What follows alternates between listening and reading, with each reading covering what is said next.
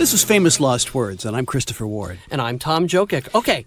So, Australia. Okay. Yes. Yeah. Have you seen many of the Australian bands from the 80s and 90s perform? Are you talking about like Midnight Oil? Midnight Oil, Men at Work, no, Mental as Anything, bands like that? No, I don't think I saw any of those bands except for INXS. Right. It was INXS, and I think they opened for the Go-Go's.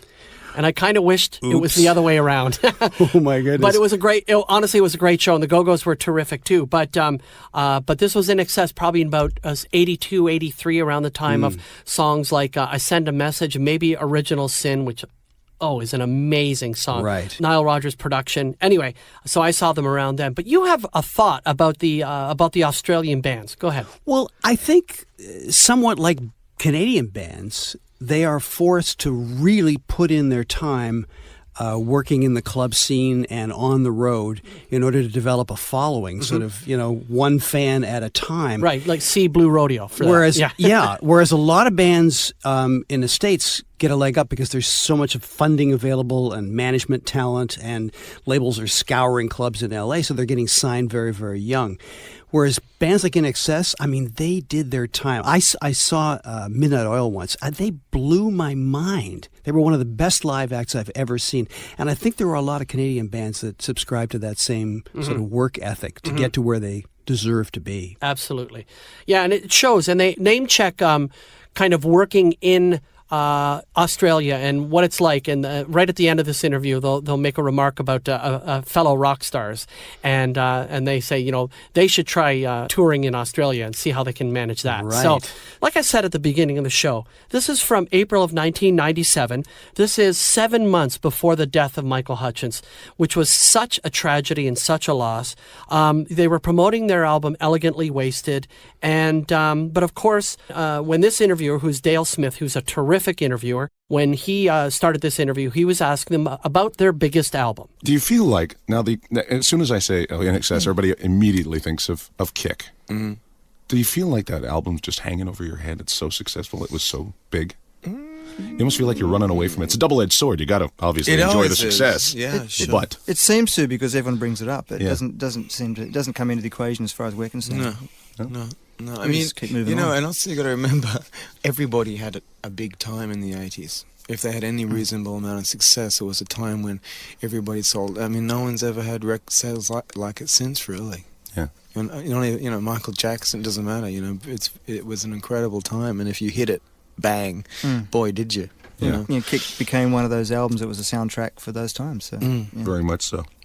Now, you guys have, your status has changed from the last couple of years. Now you're family men. Yes. Yeah. Well, actually, some of us have been for a long time. Tim's got a 15-year-old son. Oh, jeez. What does your dad do for a living? My dad's a rock star. Yeah. Bummer. Yeah. He was out with him the other day in Sydney. And the Pumpkins are playing in Sydney, and he was standing there and James was sort of moshing across the horizon, and then they played a couple of medley of INXS songs at the concert, live, which was cool. And so suddenly James was like, "Oh, you're valid." Oh, that's what you do, right? Because it's weird. You weren't kidding for those. You weren't kidding all that. Years ago. That's where you've been. Yeah. That's where the money's coming from. Yeah. How did your relationship start up? Because now you're the one that you probably have the most recent edition with the baby. No, Garry. Have you got one? I win. Yeah. Really? Yeah, he wins by a month. The baby sweepstakes. A 4-month-old in tomorrow's time. Yeah, this time tomorrow. I got an 8-month-old. Gary's got a girl. We both got girls.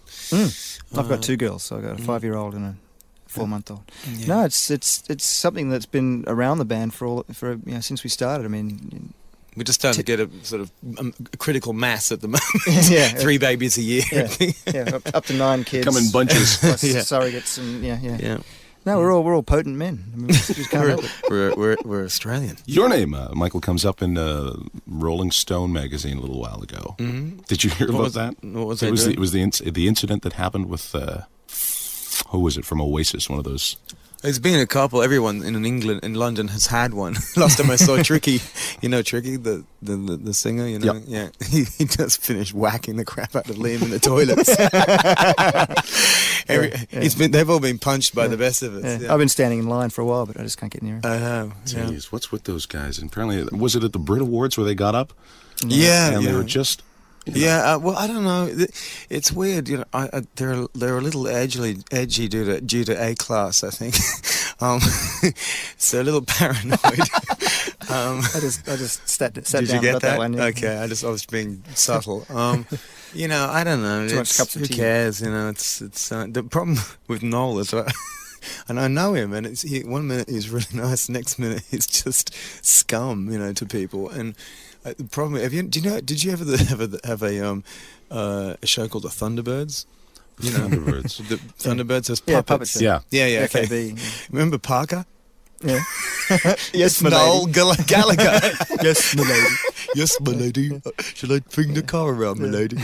It's kind of sad because when we arrived in Vancouver to record, it's like, the bellboys saying, Oasis were here last night for the first time. They played the arena, and it's like, great, how was it? Well, they walked off after 3 songs because someone threw a sand shoe on stage. It's like, yep, that's really looking after your fans. Yeah. Tough guys. Yeah, it's like, Jesus I don't Christ. They know. should try a couple of nights in the Australian pubs and see how they go.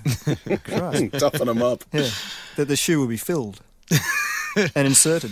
Yeah. So I don't know. I wish them the best, but I think they better get over themselves a bit. Oh, okay, so there you go. Yeah. I love, the brother fighting thing, of course, is a rock cliche. I mean, you can go right back to the Everly Brothers and all these people that duked it out literally on stage. And the Kinks, of course. I think maybe there should be like a tag team wrestling thing for brothers in rock and roll bands. Yeah. Maybe even a multi-generational one. So the Kinks brothers, the Davies brothers versus the Gallaghers. What do you think? Have we got something there? Yes, and I think because the Gallaghers are still pretty spry, they could probably kick everybody. They would. But isn't it funny that, Christopher, 21 years later, the Gallagher brothers are still fighting, right? And they're still a thing. And Carrying the flame. Yeah, and it's just so funny to hear, Michael and Garry from INXS talking about this, and it's so great to hear Michael having such a great time and being in such great spirits as they're about to embark on a tour. And of course, that would be the end of INXS once they the end of INXS with Michael. Mm-hmm. Of course, they did the Rockstar INXS and picking a new lead singer. But it was just terrific hearing Michael being so happy, so engaged, and so into it. And he was, having fun in the interview, and that makes the tragedy of his loss so much greater.